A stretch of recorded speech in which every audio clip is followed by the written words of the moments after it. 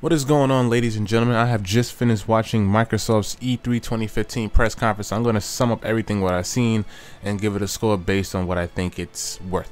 Now, Microsoft comes out the gate with Halo 5's campaign, and it looks pretty interesting. I mean, if you're a campaign, Halo has always had a good campaign, so I can't have anything negative to say about it.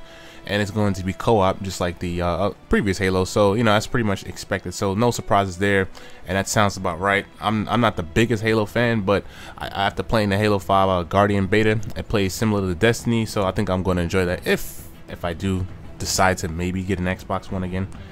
Particularly, they showed some gameplay for Gears 4, which they closed out the conference with, which is kinda. It was a little bit boring and basic. They didn't really show anything that's impressive. It's just, you just know that it's coming out, and they just showed maybe like a little portion of maybe the beginning of the campaign. But that's how they closed out their conference, which is going to kind of impact their score towards the end. But anyway, they showed some gameplay of that. They showed some gameplay of the exclusive Rise of the Tomb Raider coming this holiday season. So that looked like it's going to be pretty exciting. If any of you guys haven't played the previous Tomb Raider, you should definitely check that out. That was a pretty solid game, a nice 7 out of 10. And its predecessors looking to shape up pretty good based on what they showed at E3. Of course, you know, another Forza come out, so whatever. Forza's, I'm not into the racing simulators or the racing genre that much, so it's whatever. If you're into Forza, you know, be happy that it's coming out with September 16th, I believe. Rare has shown up and said that they're gonna have a package called Rare Replay. I believe 30 games for 30 bucks, so you're getting great value there. You're gonna play a bunch of the old games. Now, I am a little bit concerned about most of these games I don't think they're getting that high def treatment. Nowadays in the gaming industry, we usually get remasters with, you know, 1080p, 60 frames. I could be wrong about this one, but based on what they showed on the E3, it looked like they just kind of packaging the game up and just throwing you 30 games and boom. I don't think nothing's really done well to really enhance those games. I could be wrong, but you're getting Rare Replay, and with Rare Replay, you're gonna get games such as Conquer Bad Fur Day, Perfect Dark, Banjo-Kazooie, Battletoads, Viva Pinata, Pro Am, Cameo, Killer Instinct 1 and 2. So yeah, those are just a few of the games that you're gonna be getting with Rare Replay. Did catch me by a little bit of a surprise, so if you're a Rare fan, I guess you can look forward to playing your classics for a great value. Also, Rare it surprised me with a new IP called Sea of Thieves, and they actually showed in-game footage that was recorded in real time, so they say, at the conference. But to me personally, it looks a little bit disingenuous because they showing, I guess, what looks like gameplay with no HUD, so you kind of just don't really understand what's going on. That's just my gripe about it.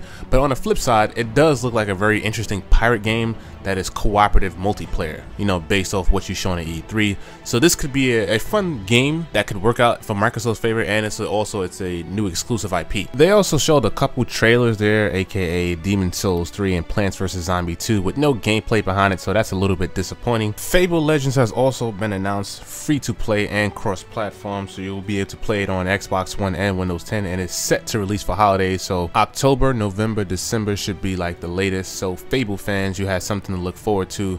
It's also cross-platform, like I said, so that should expand your community.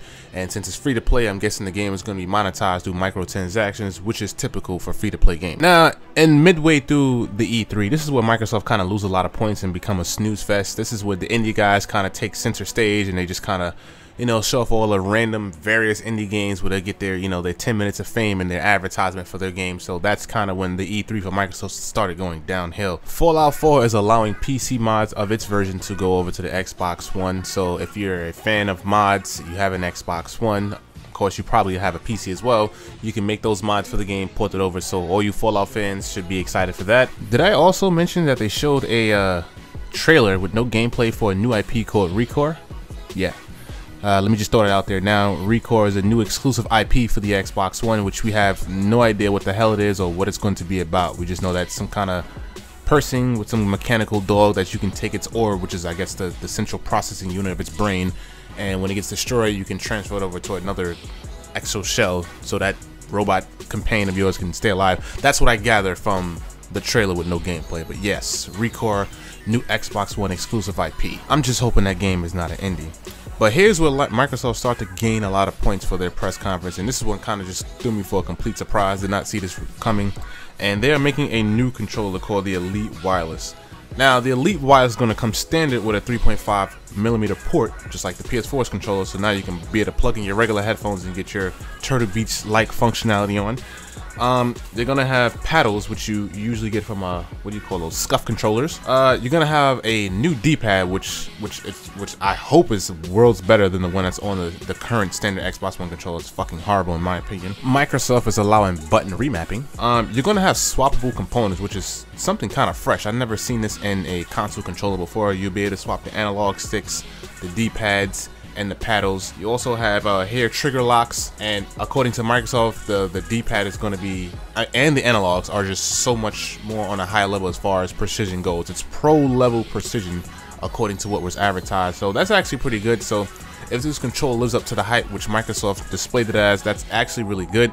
And if I do decide to get an Xbox One again, it'll enhance my experience, because I had a horrible experience with the original Xbox One controller. So Microsoft is pretty clever. They answer for Project Morpheus, which, you know, Sony is developing and spending their time making better, we should hope. Anyway, Oculus Rift has a partnership with Microsoft. So now when Oculus Rift comes to market, you'll be able to get an Xbox One controller with it. In fact, they're going to be bundled together. The pricing and availability, that's not yet announced, so we're going to have to soon find that out. And also, you can play your games through the Oculus Rift, should you have Windows 10 and you can and an Xbox One, because you're gonna have to stream your game from the Xbox One to your Windows 10 PC and it go to your Oculus Rift. So I guess that's how they're gonna VR game without. I guess that's the non-native way. Now, will they develop native games to, I guess, take full advantage of the Oculus? Yeah, I have no doubt in my mind that, you know, they're gonna have a couple of titles out there that's gonna take full advantage. So we'll see when that comes to market, and let's see how it's going to compare up to Project Morpheus when they both hit the market. So those are going to be exciting. The battle of the VR, which is going to be better, the Oculus Rift that Microsoft has partnered up with versus Project Morpheus. Now, this is what people got the most excitement from, was HoloLens. They displayed how it works with Minecraft. Now, for what I witnessed, you play a game like Minecraft and you look at it, I guess, a desk, and you literally see Minecraft and the dimensions of the desk come up to life like a hologram. You get what I'm saying? Like R2-D2 who's sending the messages from Princess Leia to whoever, something like that. And I was like, wow, that's pretty interesting. But please remember what happened with the Xbox One Connect. It's a really interesting concept.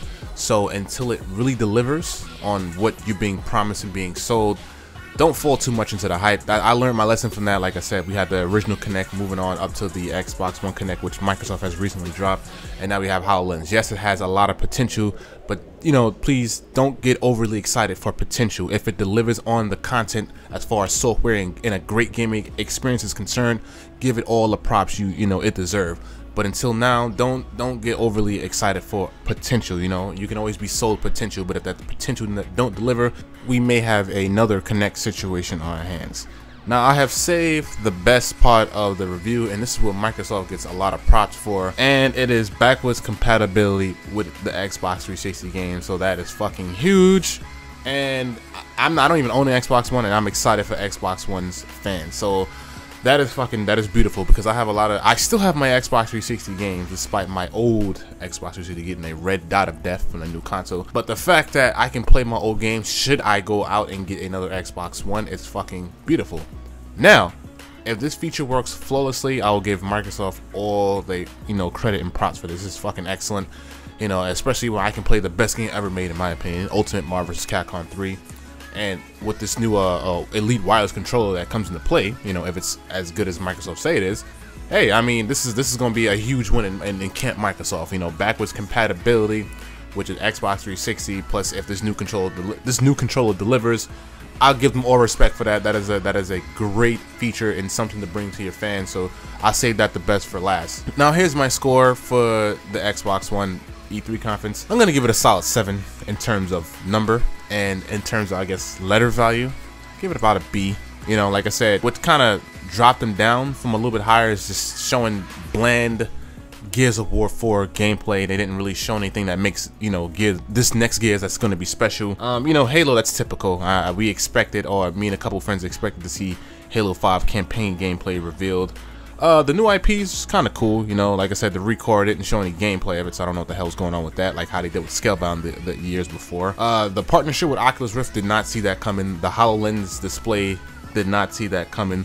The backwards compatibility, sure as hell did not see that coming. So yes, that is you know, those are the biggest hitters for its score.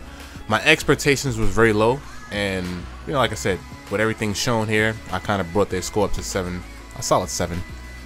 So the backwards compatibility really saved it. I was going to give it a little bit lower than that, but like I said, that backwards compatibility, should it work flawlessly, you know, gives it you know, an overall decent press conference. Oh wait, I almost forgot to mention another reason why I scored a 7. Right? What gave it actually 0.5, because I was going to give it a 6.5.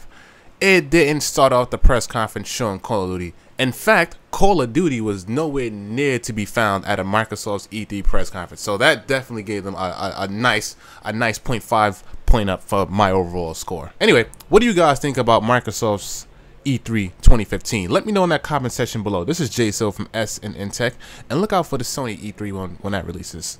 I'm out, y'all. Later.